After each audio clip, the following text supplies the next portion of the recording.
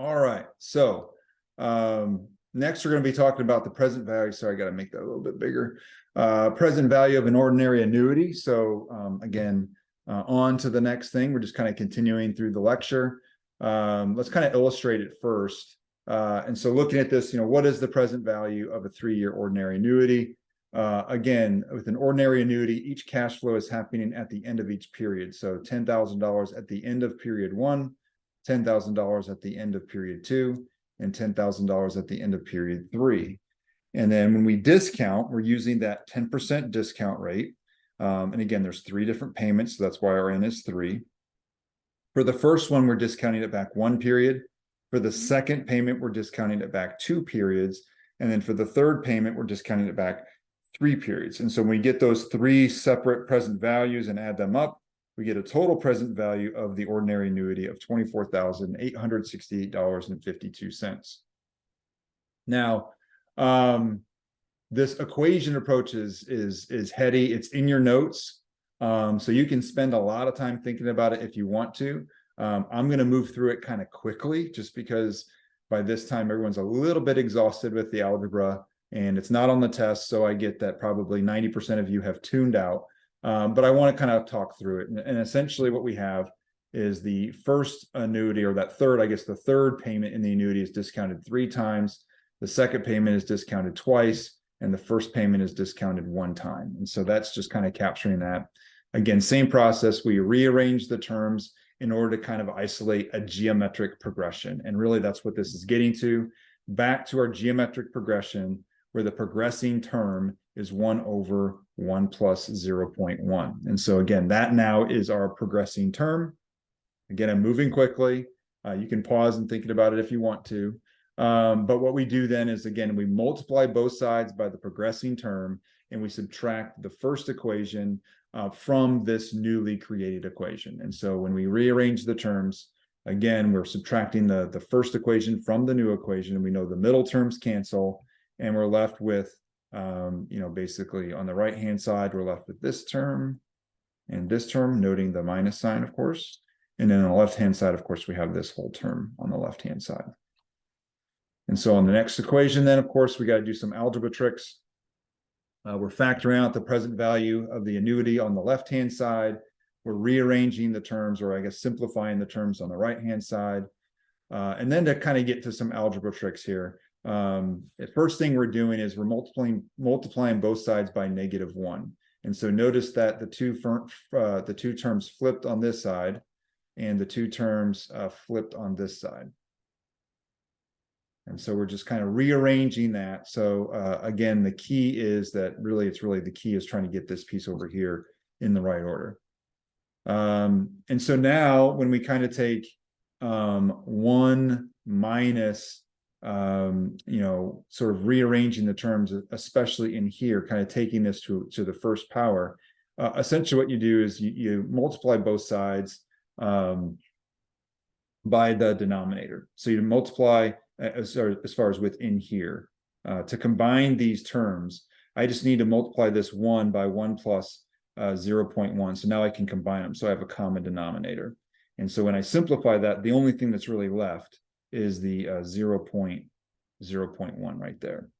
And kind of trust me on that. I didn't want to walk through it deliberately, but kind of combine those terms and you're going to see that's going to happen. And then on the right-hand side, the thing that we've done here, if you notice, I've factored out this term. And so within that sort of equation, if you kind of take that whole line up here, it's really now condensed into here. And the key now is what I've done is I have my N kind of sitting out here by itself. And you're going to kind of see what's going to happen. And then essentially what we're doing after that step is we're just getting PVA by itself. Oops, I lost my cursor. We're dividing both sides by this term, which puts the interest rate in the denominator.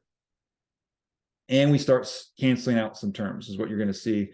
So as an example, this denominator now is in the numerator on this side, and it cancels out with this thing right here. So those 2 things kind of go away. And so we're kind of left with the $10,000 sitting by itself as the amount of the annuity.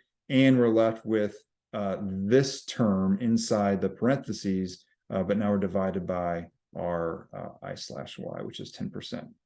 Again, if the algebra's got you tripped up a little bit, you can take your time. It did take me a long time to do this algebra just because I'm a geek and I really wanted to see how this all worked out. But the key to all of this is now the present value of an ordinary annuity. This is how the factor is calculated. It's how the factor is calculated. So kind of taking that mathematically, we can see we got the same present value as we got before, which is what we would expect.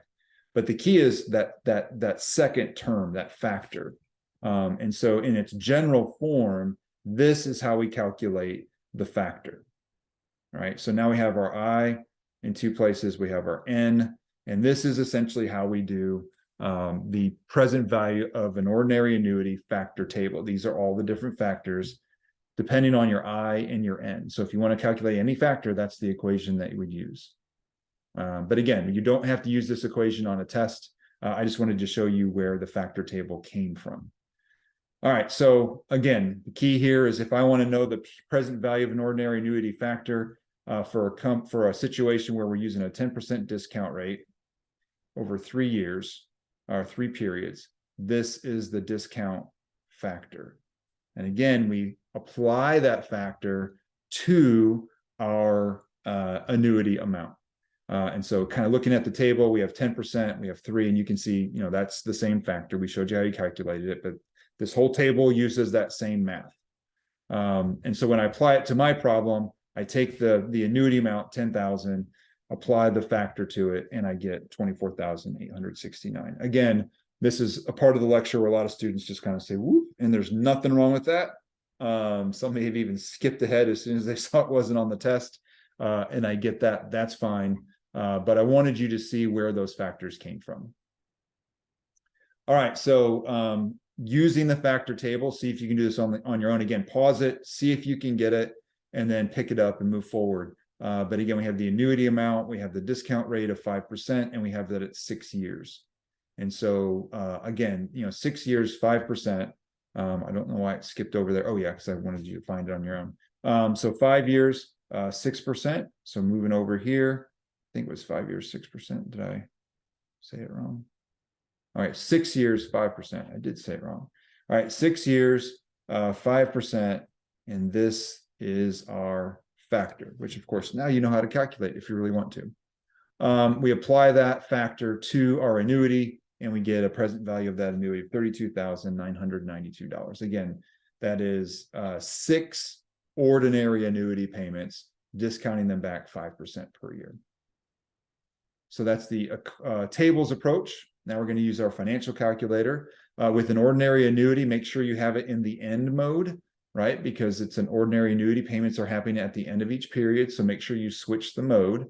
The rest of it, hopefully you've got, right? We're solving for present value. We know that it's 3 years. We know our discount rate is 10%. We know the payment is $10,000. There is no lump sum at the end outside of the annuity. And so when we solve that, of course, this is what we would expect to get, $24,868.52. And then working on a new one, what is the present value of a 6-year $6,500 annuity? Again, using the same, we know the answer, what it's going to be, but again, putting the information into our calculator. Again, the N is 6, discount rate is 5%. We put in the payment of $6,500, and then we are solving for the PV, right? 32,992. Again, hopefully you pause, do this, make sure that you can get it on your own, because when the test rolls around, you got to be able to use that calculator. All right, we kind of moved pretty quickly through that.